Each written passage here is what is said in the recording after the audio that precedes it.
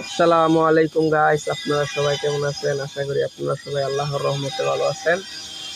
এই আমার সামনে আছে একজন ছেলে। এই তোমার নাম কি? মুজাহিদ। জোরে গো, তোমার নাম কি? মুজাহিদ। তুমি কোন ক্লাসে পড়ো? 9 ক্লাস 9-এ পড়ো? দেখতে পাচ্ছেন ছেলেটি ক্লাস 9-এ পড়ে। এই অনেক কয়টা কিডা বিকালে ভাত খাইছো? খাওয়া দাওয়া করছো? তোমার বাড়ি কই?